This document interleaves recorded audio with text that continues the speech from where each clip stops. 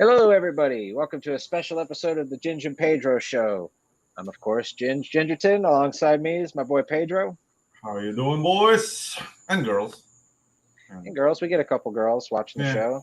A couple nice wives of CG. Nice ladies. Ooh. Yep. All right, so we got a special. This is a special broadcast today, Pedro. We got an emergency episode. We weren't able to fit him onto the actual regular show schedule. There you go. Yeah, thank you. I needed that help. But we were able to get him. Basically, this is the last couple hours before his latest campaign closes. You may recognize him. Boom, Arman. Hey guys. What's up, brother? Thanks for having me on. Yeah, it is the last few hours. I think it's gonna be. Well, we'll see when the campaign opens. But yeah, I think it's like under 15 hours now or something, under 12. Oh, dude. All right. Okay. There you go. Exciting times. That's right. Yeah. Nice. Okay, cool. So we definitely want to go over the book as well. But as we're kind of talking, I kind of want to get into your mind because you've got, I think, 3 campaigns now, right? Is this your third or fourth? This is the third one. Okay. The fourth one is happening next week. Don't you worry, Josh. This kid is pulling no stops. Just like one. No, that's actually. Yeah, it's kind of what I wanted to talk about. Just could you sort of maybe touch on some of the main things that you've learned from campaign 2 to 3? Just like some of the biggest things that you didn't pick up on from 1 to 2? Yeah, just the timeline, like just having everything prepared in advance, the better. Especially, it kind of caught me off guard because I didn't know what my schedule was going, like, how in between each one, what I want to do, like what the distance was, what the dates were. So now I have the release like the actual dates set up through the end of the year. So it's so now I'm like, I know what has happened, delivery, turnaround, sending it to the printer, packaging, shipping out to all the backers, and also the promotion and just stuff like that, like making sure that there's a community that I jump in, and also just learning who I like in the community. Not like, that's not I mean. Everybody's Arman's picking favorites out here, everybody. I meant by who I really gravitate towards and who I really am attracted by and stuff like that, and who I really vibe well with. So just learning all of that, as time, it's a learning process. So yeah. Okay, exactly. Very nice. This is a very valid question. I'm just gonna play ignorant. That was sort of the whole point. But no. Okay, so let's just dive into it then. Let's talk a little bit about Elixir. I have something I want to show off, but I do want to wait until we get a little bit more into the book here. So let me bring this up here. Dude, before we start, whatever, dude, Pac is an awesome artist. Like, you couldn't have picked a better artist for this project. And dude, and the guy's fast. I've already told Pac this. I hate him. Not really, Pac. Not really, but dude. Do you call him Pac-Man? I would be too. I would have to.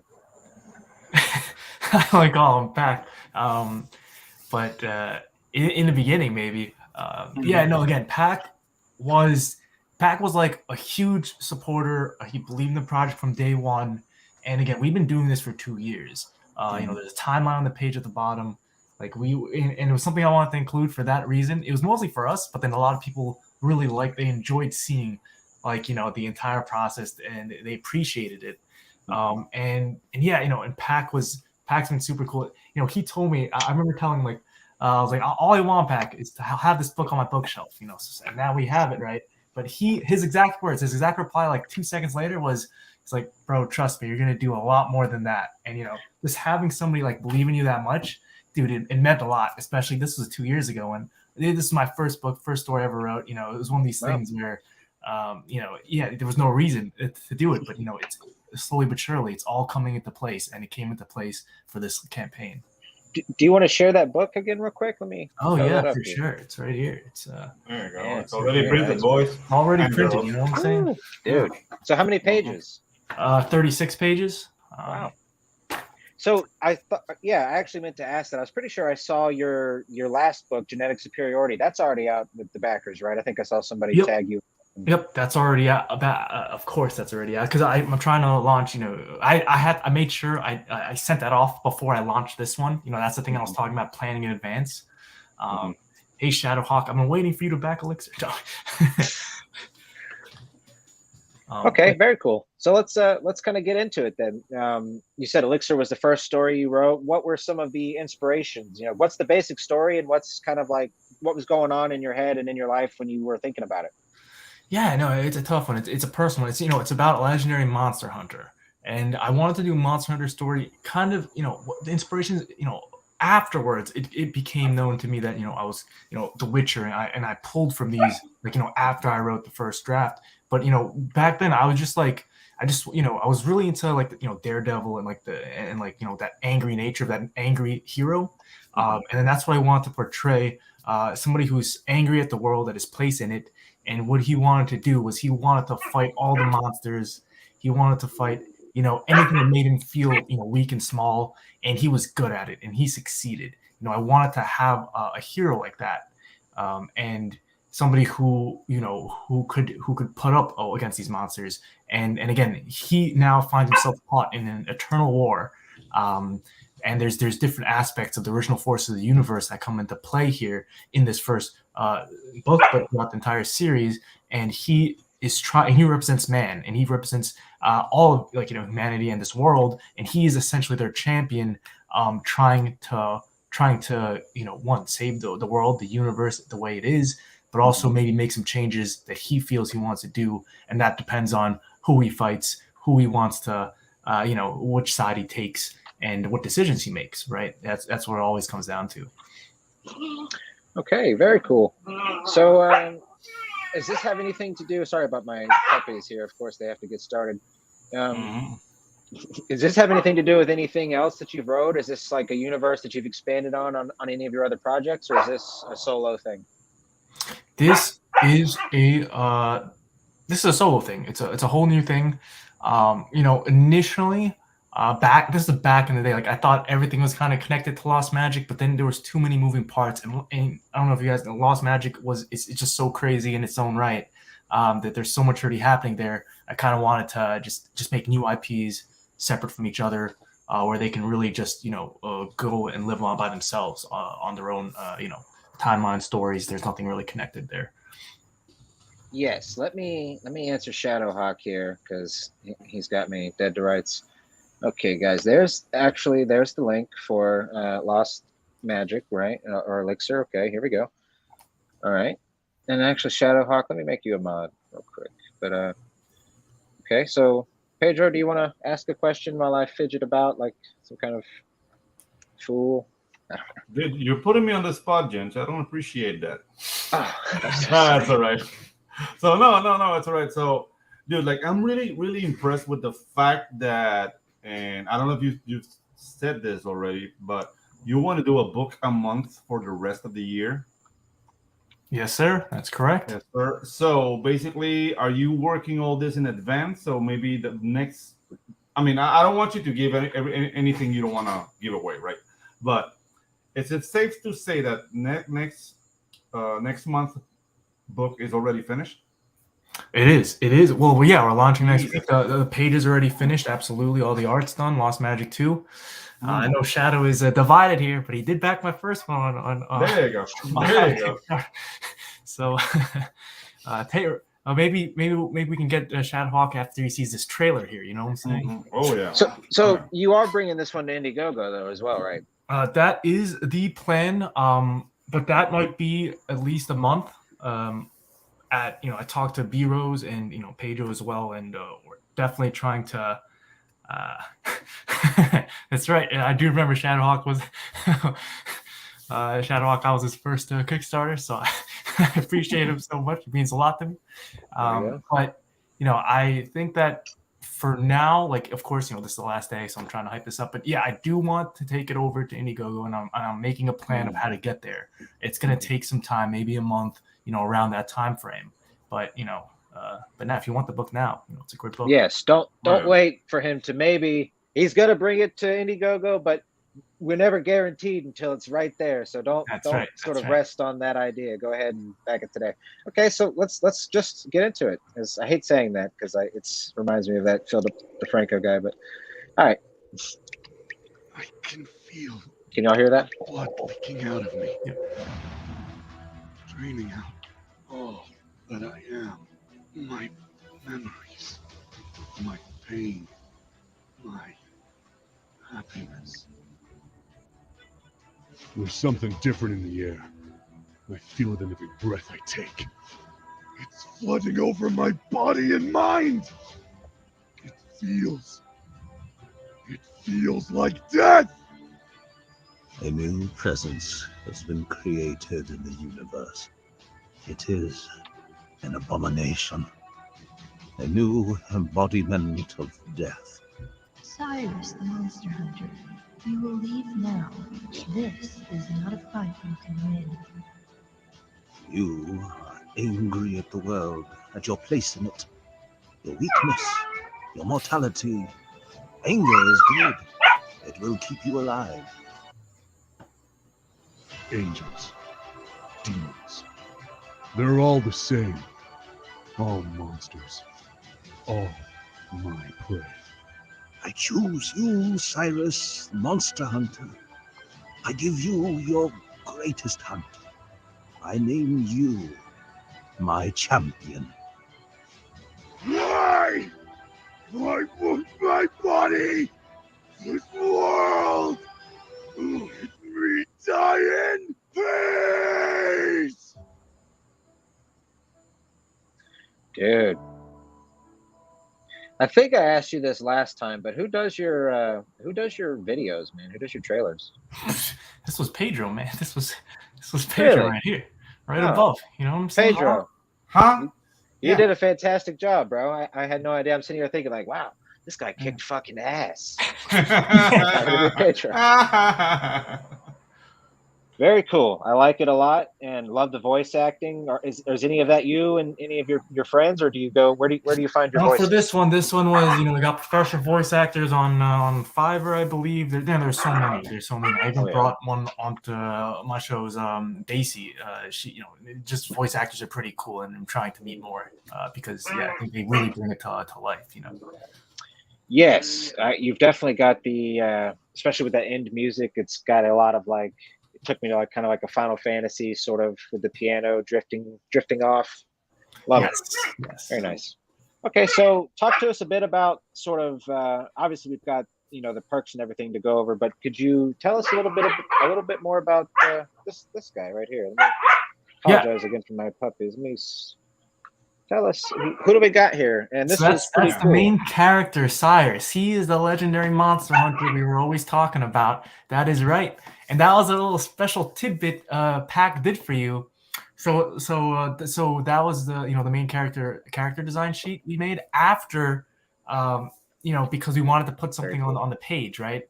But it was funny because after you had won that, that was the live giveaway, art giveaway we did on our show, and when the next week I was like, hey, you're gonna send that out to Ginge, right? And he's like, oh yeah, I actually can't find it. And I was like, all right, well maybe you can remake it. Oh no, bro. But it was one of those things where like he was like, oh no, let me go find it. And then it was funny, like he found it. He was drawing on the back of it, and he didn't even realize it. So it was so I was like, oh, Ginge would appreciate that he got a 2-for-1 deal here. You know what I'm saying? I did. Yes, I thought that was very cool, and it's honestly just getting my hands on it. It's very nice. I love the head. It's got a JRPG styling to it for sure. If you actually scroll down on the page, the colored version is on the page somewhere there. I think it was just Quick Colors by Pack himself. Nice. Right below here. Yep. Oh, hey, yep. Hey, our very friend nice. Cyrus. Sweet. So. Okay. So take us from the top, buddy. What could you give us a little bit about Cyrus? Where is he at maybe before the story starts? What kind of kicks it off for him? Yeah, absolutely. So he again, it's one of those things where it's a wild story about him fighting forces of the universe, and the main ones that show up here are the actual embodiments of death. We have love itself in an embodiment form or in some kind of form. We have again on the cover, you have the devil make an appearance here, and our version of that, we have angels, demons, all of these different types of monsters. that are, and then also you have the fantastical ones. So it's like a mix of all of these forces that again, Cyrus is angry at, that he wants, he wants to fight all these monsters. It's basically what it is. So. Okay, very nice. So could you talk a little bit about the protagonist then? Who's our big bad? I'm assuming it's this scary looking demon character in the center here. Could you tell us a little bit about the bad guys? The bad guys, so there's so many bad guys, but the main one I would have to say that it is going to be it's a newborn embodiment of death that can now enter the physical plane of existence and now walks on the earth or on the world of Cyrus. And that is the main thing that now he can like fight. He can kill people. He can. There's so many things he can do now that this happened. And now it's also like a mystery trying to solve what's happening as figure it out as Cyrus himself is learning and has to navigate the decisions and who he can trust and not trust and make new friends and make new alliances. He does have his best friend who is a witch. At the bottom here, on the bottom left corner. So he, there, that which that's probably the only person he can trust in these times. And then now he has to, everybody's an enemy if they're not, if they're a monster basically in Cyrus's eyes. So he doesn't know who to trust, and he also has to navigate these fields because there are things larger than life, larger than him, that he needs to kind of learn and kind of understand as he makes these decisions. That again, genre defying, universe defying, and it'll change the universe as we know it. So, okay, very cool. So there's a lot going on. You've definitely got forgive me, is this an ongoing series that you're already, are you working on issue 2? Is this something that you're taking full steam ahead? What are you thinking on that? Oh, 100%. In fact, this is my favorite. I'll go so far as say this is my favorite book and favorite story I've ever written. Yeah, again, it means so much, and I would say that it's probably the greatest story I'll ever tell. Maybe, I don't know, but for now it is, and it is one of those things that issue 2 is basically, it's already done line art wise. So now we're just finalizing. We're getting the colors to kind of come in over the summer, and we're gonna launch in September probably. That's the date, September. So it's already kind of set. But I don't want to talk about issue 2 but it's definitely happening. It's definitely going to go on. I think it's we have 6 issues planned, and there could be future volumes. In fact, there's actually a prequel series on Webtoons that is called Witch's Brew, and that's with the 2 main characters. The best friends when they're little kids, around 12 years old, learning how to be monster hunters. Yeah, right on. How's the Webtoons response? Did you get a lot of hype? Did you do the Webtoons first before you launched this? It was around the same time, honestly. It was something that kind of just dropped into Pac's head that he wanted to do, and then we kind of just did it. So it wasn't really pre-planned that much. But yeah, it's been good. And I think when that's ready, we'll again collect that in physical form and launch it as a comic book. Is the plan. But that's whenever that happens. I don't, we're still trying to get those pages in. That's going to be like a one-shot 30-page, like a mini movie. We're trying to do like a mini prequel movie, basically, and then lead it to here. And then we want this to be the main story.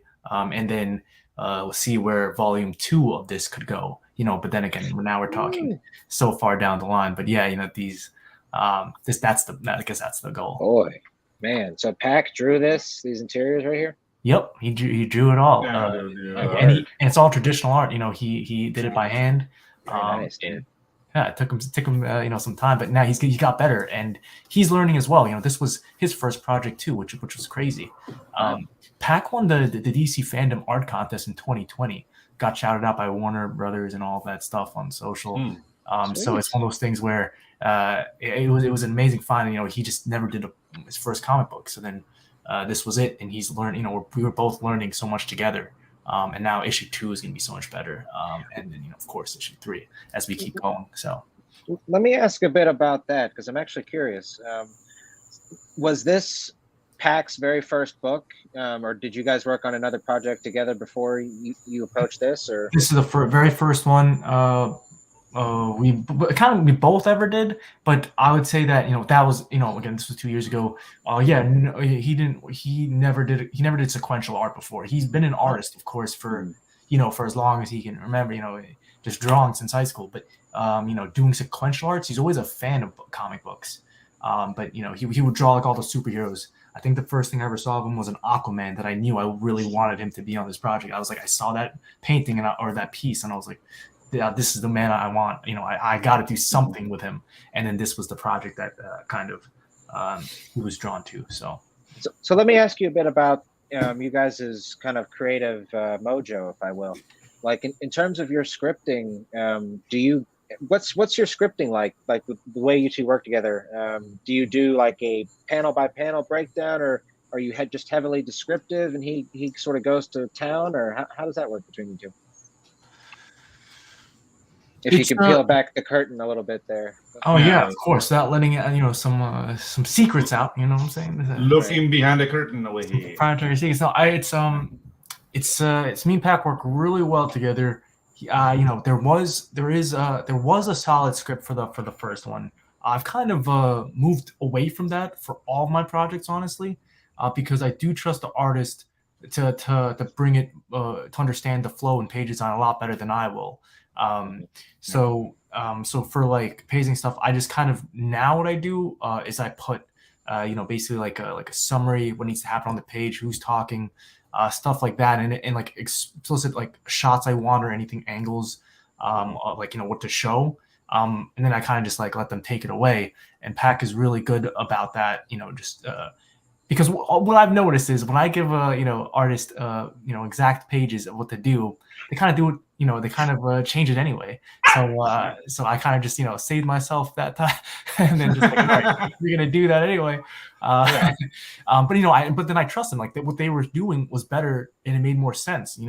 Because they understand story of flow, their expertise in art. What draws the eye. So then so that's perfectly fine. Visual storytelling. There's always like a little thing that you draw, and it draws your eye. Yeah.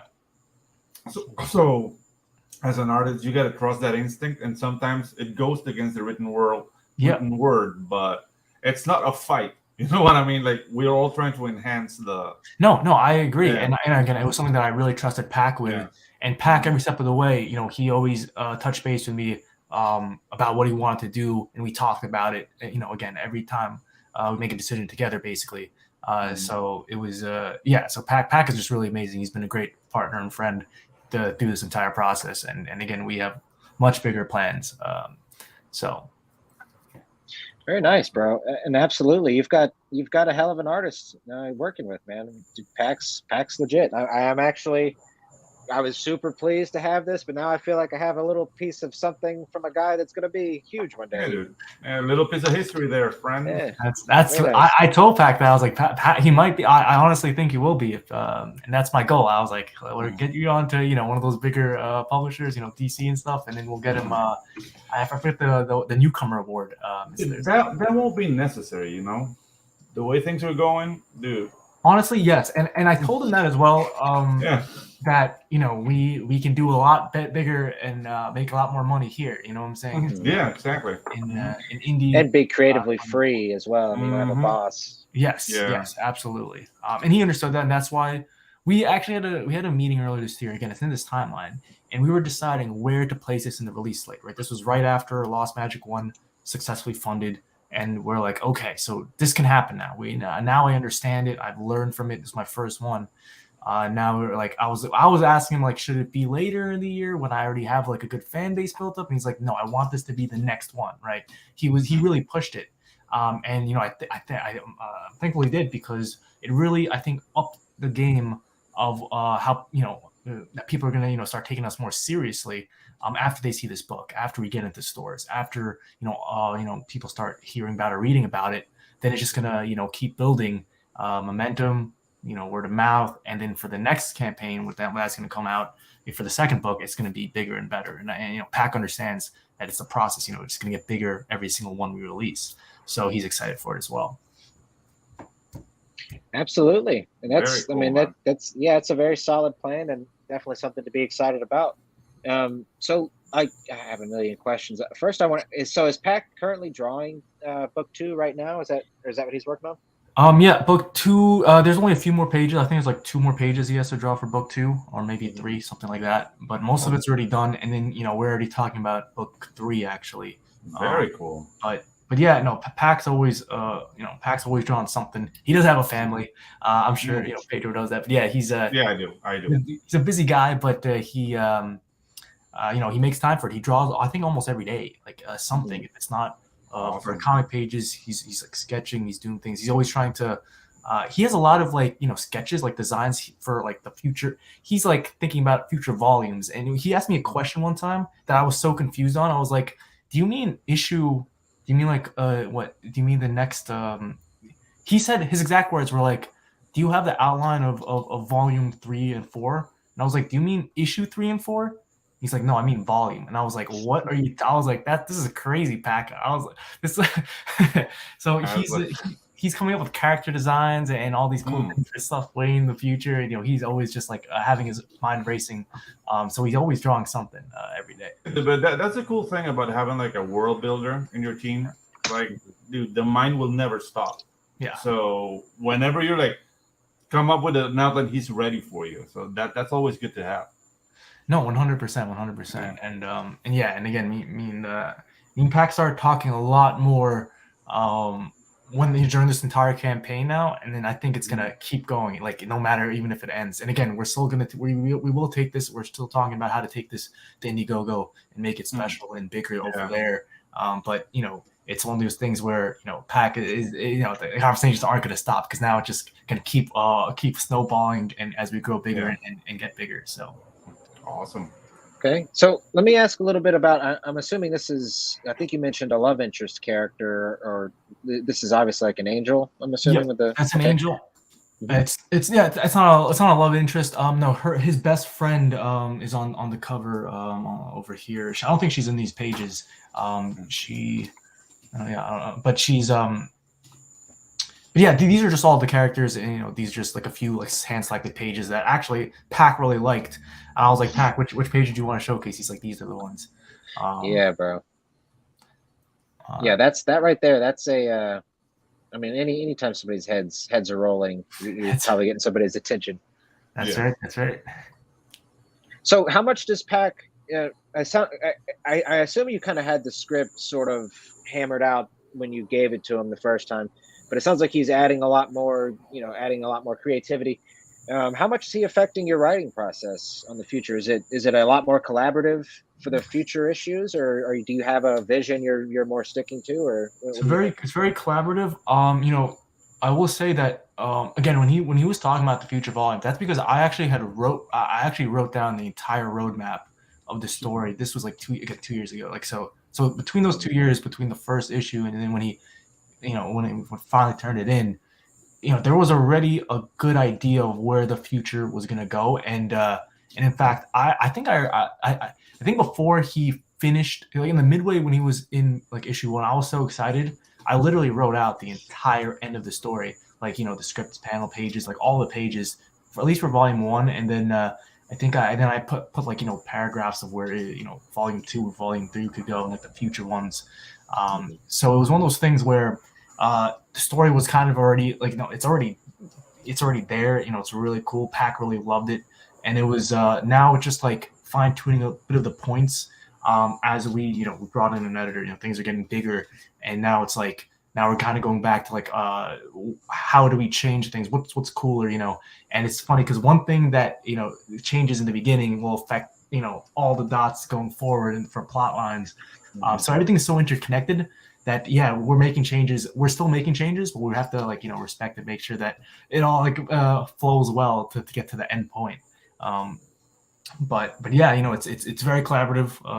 Pac talk all the time about this. So very nice. Okay, so I'm probably driving you nuts by asking who are these a million times, but is this a specific named character, or who's this? So that is Old Death. So that is a form that is an embodiment of death right there. Very cool. Yeah. That is the original one. He's the original force of the universe. I've seen all of this. That's right. That's right. I feel included. Okay. Here's the team. Very nice. Yeah, there you go. Okay, Brittany Lay on the edits. Okay, excellent. Rewards. Let's dive right into it. So what do we got here? So you get the main copy, digital copy. You get $5. You get for $3 more, you get a little bit more of digital stuff. You get everything digital, including HD wallpaper, and the ash can. I really wanted to include the ash can so people could see Pac's line art. Just Awesome. unlettered, on raw, just kind of to really compare it if they wanted to. Real quick, let me ask: is Pac selling any of these, like that cover, for example? Would that be something? Was that listed on the campaign? It is listed on the campaign. We'll get to it at the very bottom. Don't you worry, okay. Ginge. My bad. My bad. Yeah, don't jump ahead. Fair enough. Okay, go ahead. I'm excited. No, okay, but yeah, and then again, just I compared to all the prices I've seen on in Kickstarter and even Indiegogo, like these prices are very fair, welcoming, and jumping on points. People get 15 to 20 just for the main book, and that's not what I wanted. I wanted, so $10 here gets you the physical print copy. You get all the digitals, and you also get all the stretch goals. Again, that's for $10. And that's crazy, Dude, very nice. Right on. Yeah. And then. Okay. Yep. Sorry. No, and then just like variants. So you get the main variant, which was like a happy family picture. Very nice. And then is that Pac as well on the variant? Yeah. He did the artwork for everything. We only had to bring in colorists for really everything. But is it two different colorists on this? On these, Yep. All everything was different colorist. Even the main interior colorist was different from the cover colorist. Hey, Man, Frog. Gee. The frog. The two different colors really make a world of difference. Just in these two different colors, I get like a Studio Ghibli kind of vibe over here. Yes, he loves animation, anime. And that was the vibe I was trying to go for, and the happy family, thing, kind of like reminded you like that anime cartoon style. Very nice. Very. I like it. My neighbor Totoro kind of look to it. I liked it a lot. All right, what do we got here for $30? Boom. You got the best value here. $30. You get all three, including the ash can, 3 physical copies, print copies, right to your doorstep for $30. And yeah, you get to honestly, you save like 25%. So you save $10 if you get this this tier, and it's if you want to be a completist, that's the one you get. You get everything basically. The whole shebang bang. That's right. Well, not the whole thing, but everything you would need at that price point. You'd be a fan basically at that point. I like it. Okay, I see. Very nice. Okay, all right. What do we got? The Elixir of Metal Blood. Yeah, we got some metal up on this. I actually have it here. Oh, nice. Yeah, wait for the. Oh, you see those eyes over there? You just see it glowing, what I'm saying? That's all you see, just blue eyes glowing as he's laying in a pool of monster blood. It looks awesome, the camera doesn't do justice, but the actual, this is full metal, it's just Bruno metal. It's amazing. It really it's going to look very cool, on anybody's shelves. So he peers through the darkness as you pull him to your face there? Yep, absolutely. Glow in the dark? I think so. Yeah. I got to ask, whose idea was that? To even do a metal print, like, are you the guy behind the perks, or is that another collaborative thing? Like, what's up? What's going on with all that? No, all the business stuff, that's me. That's kind of taking it to the next level. That's all me and my craziness and my ambition. You know what I'm talking about, Ginge? And your lack of sleep. Yes. Also. That's right. I like it. Okay. So very cool. Let me scroll on down here. Okay, so this comes with everything and then the metal cover. Okay. Yes. It doesn't come with it. It just comes with the metal cover and the copy of the main cover, because I know people want. I just threw in the main cover there basically. I see. Okay, makes sense. All right, what do we got here? So for $75, you get the main copy. So it's basically everything from the Hunters Elixir tier that we talked about earlier. If you're a true fan, so you get the ash can, all the variants. But in this particular instance, you get an inked sketch by Pac on the first page of the book, when you open the cover, and he signs it, and we will both sign the books as well at this tier. And again, it's just because he lives in Florida, so for him to, it just makes sense, that we would both sign at that point. I live in Florida myself. That's right. That's right. Respect. And yeah, so it was something we wanted to put together for the fans, and I think there's like 10 people or something that got this tier that we're very excited for, because it's something that it's special, personalizes the book, and again, people need to see Pac's amazing artwork, and we didn't want to price it that high. We wanted to do something for the fans, right? And this was $75 at a tier like this. People charge a lot more for a lot less. You know what I'm saying? Right. Yeah. You might pay $50 to have somebody sketch inside your cover somewhere. So and a lot of times I've seen like pencils that's small. No, we're going, like a nice little tidbit here, like inked. Yeah. So is he already kind of working these out? Is he just, while the campaign's been running, has he been working on these covers, or? No. So we're going to so the printer, we're sending it off to the printer this week, maybe Wednesday, maybe. But as soon as he send off to the printer, he'll get his copies. He'll start doodling. But Pac's quick. He will do these. He can do these. Whenever he gets it, maybe in a week. There's only 10 he has to do. So he'll get them done, and then we'll start shipping them out. So very nice. Right on. Yes, very cool. Okay, what have we got here? Oh man, this is everything. This is the whole shebang. This is for you get the Elixir of Immortality. And you get the complete box set. It's you get like $100 off if you get this tier. There's so much in it. You get this collector box, right? You get the T-shirt. You get an Elixir T-shirt, black ink on white shirt on a white shirt. You get a blank sketch cover. Again, that's all. That's like you can only if you want to take it to your favorite con or artist or something like that. You get your name on the thank you page, right? So I consider that our immortal gratitude. You will be printed on this page, no matter what version or variation that we print. This book gets printed at, and you get the metal cover, and then you get, as we talked about, the entire fan pack of all the variants, and then the digital stuff. So it's really just everything that you could possibly want. You get here, plus all of these stretch goals, which were unlocked. Which I think there was like 3 unlocked, and we're hopefully going to box like goodies, man. Just depends. Very nice stretch goals. Yeah. Okay, sweet. All right. Okay. And then this is the pack you were talking about. This is the this part, Ginge, the Elixir of Originality. So you get the box plus one of the 3 original inked art cover arts, 11 by 17, and you can choose which one on a first come first serve. Very nice. Very cool. Very nice. Cool. Honestly, that's actually.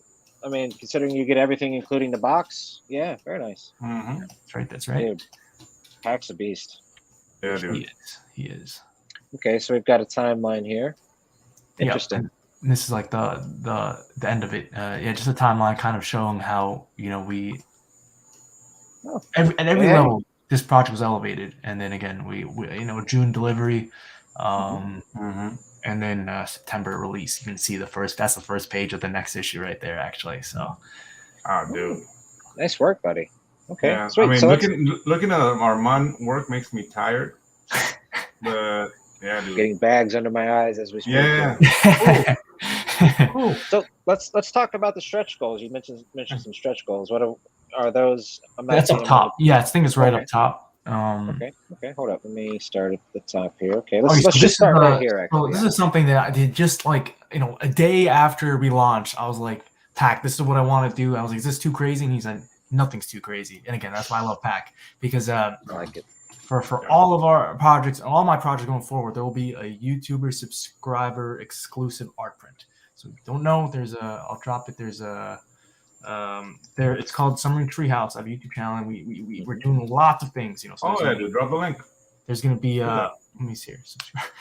There's gonna be a what's it called? Let me drop this link. But there's gonna be basically for Lost Magic, for Elixir, for literally everything. If you back day one, you get an art print, and if you subscribe throughout the time before the campaign ends, you also get an art print. And so as you get, and then you get this other art print that we unlocked in 2000. So you're really getting 3 art prints. You are a madman. You're if crazy. you just, if you just be a fan, if you're just a fan, I want to give back to you. I do, I invest into the project, into the art, and into the fandom. That's what we're here for. Very fun. So that's so you get 3 art prints right there. And then the other stretch goals, we wanted to make it a little different because I think people like art prints, yes, but I think people go away from the stickers now. And they don't really like the trading card. I want to always be on the cutting edge. I talk to Neff about it all the time. Keychains. We're going to do plastic keychains here. So everybody already got. We unlocked this Cyrus keychain. It's like a cartoon Cyrus, the main character here. And then he's going to. It's like 2.5 inches tall or something like that. You can, it's really cool dangling from your keychains when you're riding your car. And then we unlocked an after credit scene just last night, I think. So. You get like an after credit scene that like Marvel or DC. It wraps up issue 1 and teases issue 2. And again, those are the pages. They're already done. But it's either we would have included the next one or we could put it here. We just wanted to put it here. So it's like a bridge almost. So very nice. I like it. And then oh boy, I think we're like $100 away from this one. Again, we have like 10 hours or something left, but.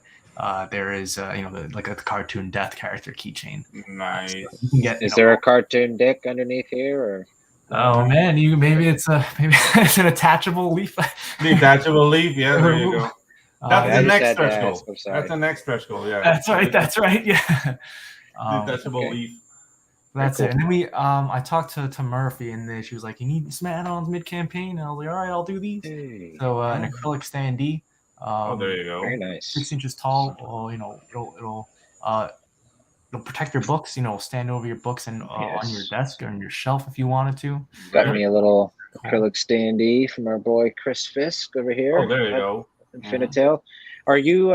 Did you link up with him to do your standees, or did you take care of it yourself? Chris Fisk. He did a giveaway and actually gave me this and was super cool. We had him on the show actually, but. Yeah, no, this is just one of those. I assume it'll probably look a bit like what you've got a clear. Well, I definitely. I don't know who that is, but I'd be down to meet him and talk about. Yeah, I'll shoot you. I'll shoot you his account. Yeah, really nice guy, Chris. Actually, he also had a really great.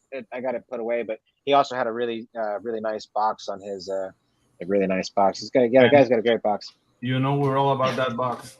That's right. The second time we've made that joke while talking about Chris Fisk's box. Pretty much in that exact same. It's a beautiful box. What can I say, man? Okay, enough of we got a coaster. I know. I know you guys like to drink out there. So you can food and style. Drinkers. Drinkers, it's a coaster. Yeah, you can protect your furniture with a nice. There you go. I'd use coasters. I mean, they might be like for grandmas or something, but I mean, you don't want to get a water stain on your shit. Come on. You don't want to get yelled by the lady, so use a coaster. That's right. It might as well be an Elixir coaster. That's right. Drink some Elixir while you're at it. There you go. Say hello to the chat real quick. Just real quick. We got Ara, who was just on a couple weeks ago. What's up? Yep. David Chiza. Awesome guy. Oh, dude. Creative Red Rose. Red Rose, awesome project. I think he was on like almost like 15 episodes ago now. Time ago. Okay, very cool. Dude, I don't even want to talk about it. Okay, so just a sketch in the t-shirt. That's basically it. That's basically everything. Very nice, dude. So do you have a shirt yourself? Do you have one we can take a look at? Not yet, because I have to, when I place the order, I have to place it all at once. But I have proofs of almost everything else besides that. But sure, dude, very nice. God damn it. Okay, right on, bro. Very cool project. How does it feel to be on basically wrapping up your 3rd Kickstarter, heading into your 4th? Is there? I know I asked you what you've.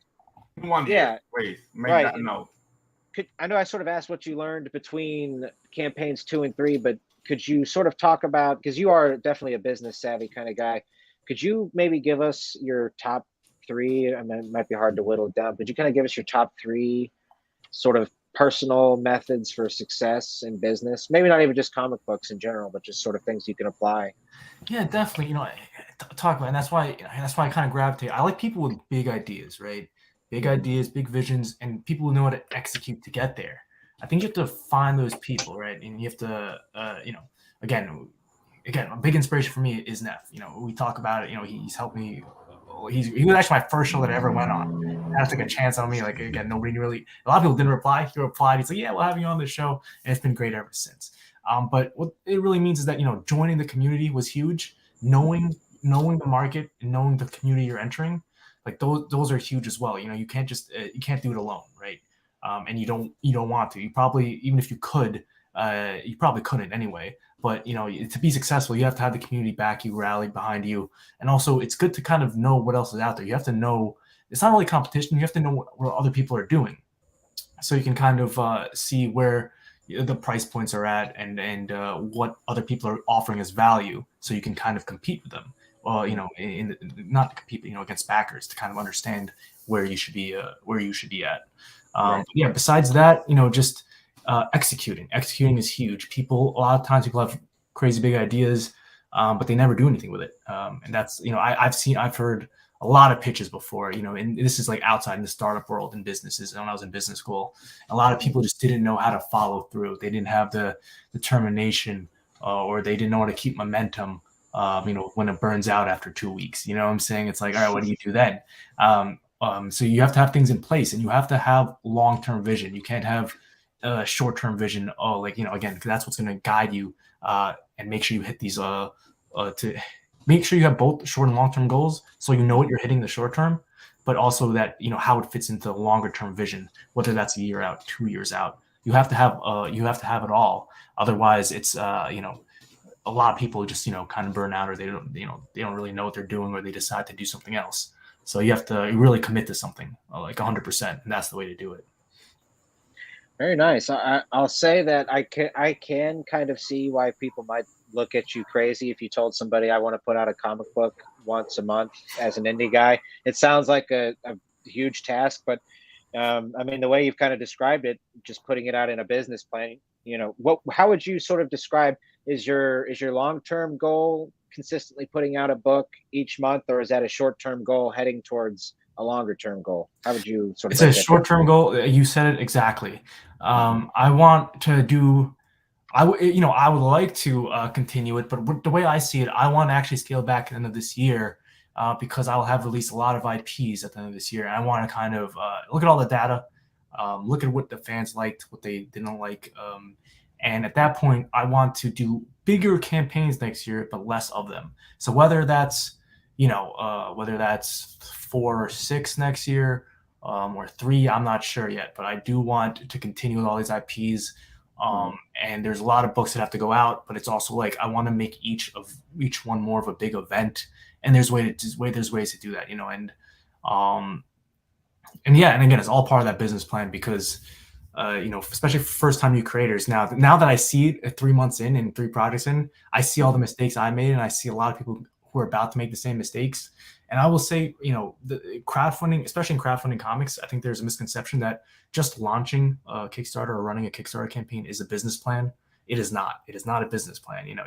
And even like selling the books itself, that's not a business plan either. You have to really understand, the market, the community, and how other people are making money in it. So that's basically the advice I always give to like newcomers who now. It's funny now because I could still consider myself new myself, but people kind of ask me for advice.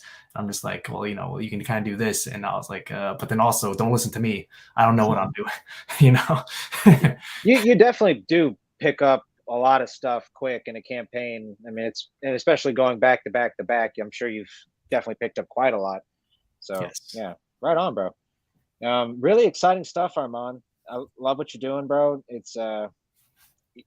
It's again, yes, I think you're definitely right. I mean, I'm sure a lot of people do, but one of my kind of inspirations is Pete Samedi, in terms of, that's a guy, I don't want to necessarily be a publishing powerhouse like he is in terms of putting out a ton of other people's books. I'd love to put out a ton of my own books, but his full-time job is probably certainly like, getting books out to everybody. But he does have that long-term building a plan. He's always talking about being on the forefront of where to take your business outside of Indiegogo, to try to build in multiple streams of income, things like that. So yeah, very, very cool. No, I agree, and I've heard of Peter Smetty. I haven't met him yet, but yeah, what is it, Alterna or something? Yeah, Bro, he's doing good stuff. So yes, he does. I think they moved it to Tuesday night or maybe Wednesday night, but he's got a pitch stream, like a quick. I think it's a 3-minute pitch. He's got that. He's got a critique my project, which is a longer stream.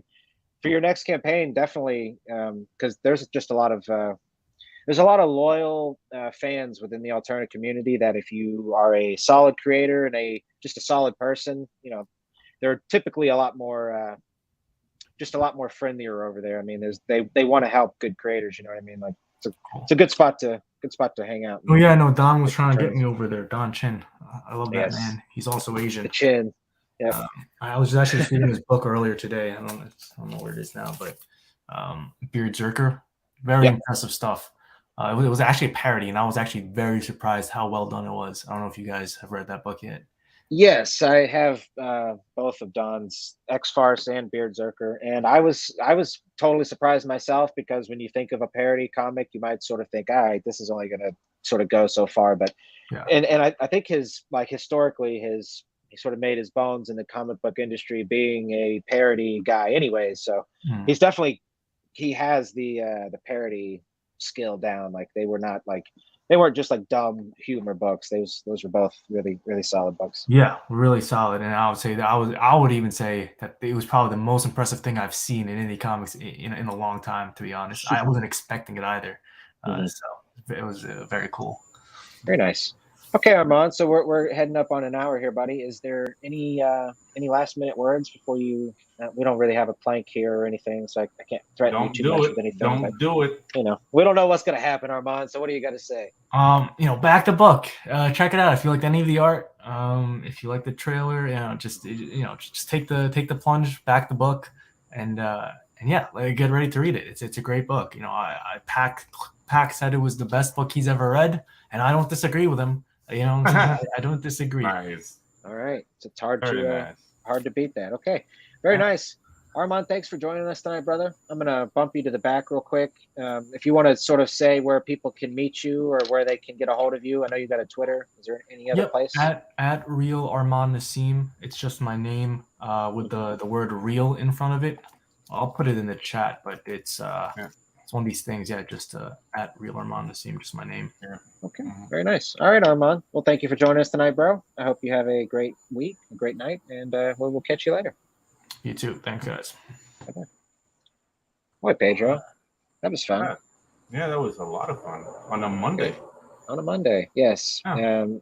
Out of the ordinary for us, but we had to bring back a guest, friend of the show, to pitch a really cool project. And I was kind enough to send me this really sweet fan art. So very excited. I was there when he made that, dude. That was like 30 minutes. That guy's an animal.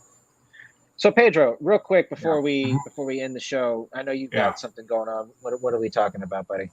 It's right behind me. Tropical Magics, the campaign. It's 12 days out, guys. We are at 89%, so close to funding, and I have a special announcement.